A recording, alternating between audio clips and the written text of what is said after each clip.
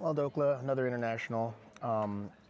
When you go through all the ones you've been through, how different does each one feel for you? Okay, so I've only been to 1, 2, 3. This is my fourth. I mean, first one is the first one is special because I've been playing for a while before I got to that first one, so that one meant a lot, and we did pretty well there. So that one's always gonna be a big one for me. The second one, I really enjoyed the team on 100 Thieves, and that was really memorable because I made just a lot of content and just being funny around it and trying to enjoy my time there because I don't know how I'm gonna or if I'm ever gonna be there again. So I was just trying to make the most of it. And first time was kind of fast, so Yeah. it was a quick turnaround on that.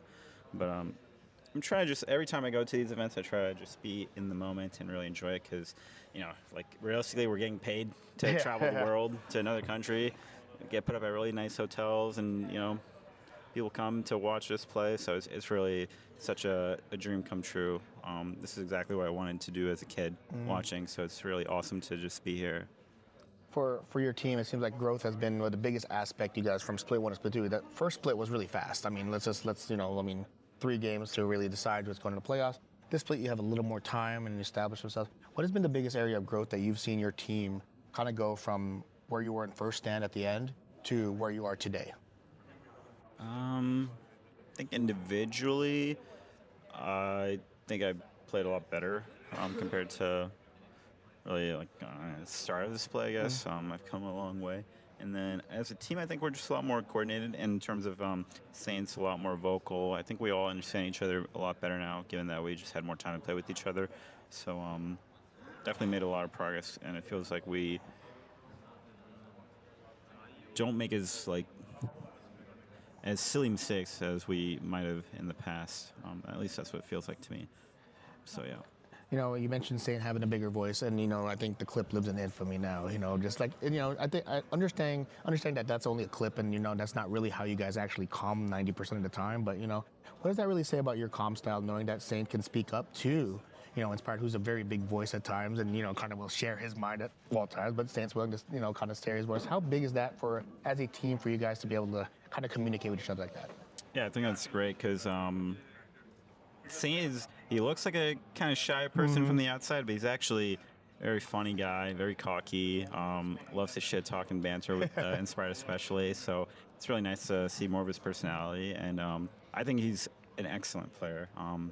So I really want to see him do well, and I like the progress that he's making because I think he's a really, really, really talented player. Did you feel like sometimes he has that kind him and Inspired have a good relationship where they will banter with each other? Because I think I remember when we were in Arizona, you guys were going up to your room and he's like, I don't want to see you right now. Is it kind of like that relationship between those two? As you watch? Yeah. I call him Soul Sky Tower right now because he's just so tall. So we just like bantering between each other. It's good team camaraderie. But yeah.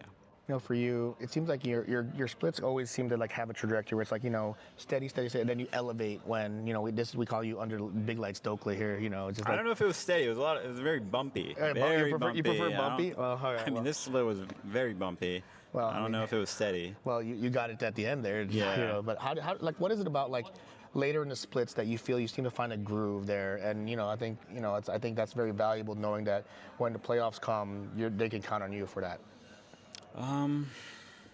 Well, it's nice that I'm able to, perform when it matters, but I don't want to be in a position where I don't like the stress of the bump. Yeah. Because it's very, it's hard to go through. So obviously I just want to improve and not have such a shaky, part of the splits and just, consistently be good.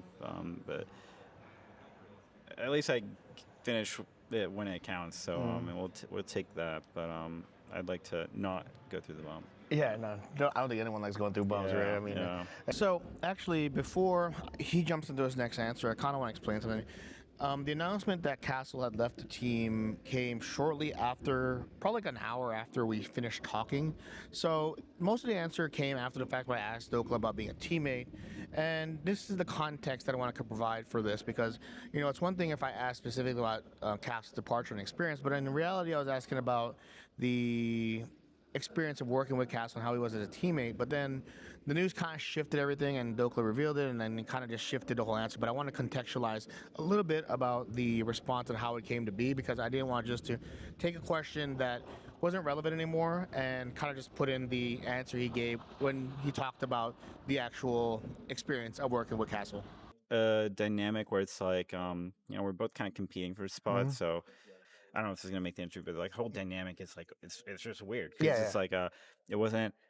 I would say a lot of things didn't go well with the 6 man. yeah. I think the introduction of it wasn't great. There wasn't clear communication about like, okay, what needs to happen for you to keep your job, or like, what are we looking for in terms of like who gets to play and what's going to happen, and all of that. So it was just a weird dynamic where it's like, yeah, we're teammates, but we're also competing for a spot, and I think it came to an understanding after. It's like I'm playing better, so I'm probably gonna get the spot, or like I'm gonna be playing in the playoffs, and then it kind of developed into a more like let's get good practice with each other in terms of 1v1. Um, that's kind of how it developed. And, I mean, But that's a tough spot. And yeah, it didn't. I just wish it was like the communication around it was clear. So it's like I'm not in a limbo state figuring out like what's trying to happen. Yeah. I'm sure another team that you've is going through that right now, rolling with 7 instead of Yeah, I mean, I just hope that they have clear comms around what the situation is. Yeah. But just generally though, like how much has Isles grown? Because he seems like the one guy who you think about and you see like you've been here in a long time. Berserker's been around. State was here on the team last year, but Isles kind of was like the guy who's coming in and kind of having to show himself. How much has he grown, and how much have you been impressed with his overall growth in the 2 splits? Yeah, I mean, historically he's always been on the bad teams, and I think he's making the most of his opportunities. I thought in the finals he played really well, and mechanically he's really good, and he's definitely a lot more comfortable within the team now. I think split 1 and part of split 2, it's like he wouldn't really speak as much or like voice himself as much. I still think he can do a lot more in that regard, but he's definitely improving in that regard. So. Yeah, just it's a journey for us all, and he's making the most of his opportunity as well. When you have when you mentioned just him being on a bad team all the time, how much different is that? Because I don't think a lot of people understand that just because you're on a bad team, that doesn't mean you're a bad player. I think there's a big misconception there, and kind of the same thing from a coach perspective. It's like a bad team doesn't make you a bad coach. It's like kind of the same thing there. So how do you feel that people can kind of start separating the two, especially when they don't understand the I think it's hard to evaluate unless you actually know what to look for, because most people will just look at the standings and kind of judge it from there. But if you play against the players and you kind of feel their strength in game, then you have a more accurate, reliable, understanding of how good each person is. And I agree, like playing on a bad team is just going to make you look bad. I mean, there's just no other way around it. It's really hard to stand out. So, yeah, it's just hard to really stand out. So one last thing, the last question, just congratulations again on getting to wear some red, white, and blue at the Nations Cup. It's like I know you're not really thinking about it, but overall, just like when you got the call, and it was kind of like not really like from my perspective, it wasn't really a kept secret because you probably are the best top in the United States. But for you, were you expecting that it was going to be you, or was it just one of those things where you wanted the opportunity, and here it is, and you're going to be able to do something that probably wasn't even in your stratosphere when you started playing League? Well, yeah, I mean, it didn't even exist. The concept of the idea didn't even exist. League was just, when I first started playing, just like something for fun. There was like LCS and Worlds at the time, but like, that was just for fun. So to get to this point where it's like I'm representing U.S. at a event, that's very cool. And yeah, I kind of looked at the list, like who else would be for top lane, and it's like, Sure. I mean, I think it's going to be me unless, something bad happened. unless I got canceled or something. I don't know. So I wasn't necessarily surprised when he came. I mean, just in terms of, yeah, just not really a North American top laner. Yeah. I'm kind of the last one standing in that regard. Yeah. So yeah.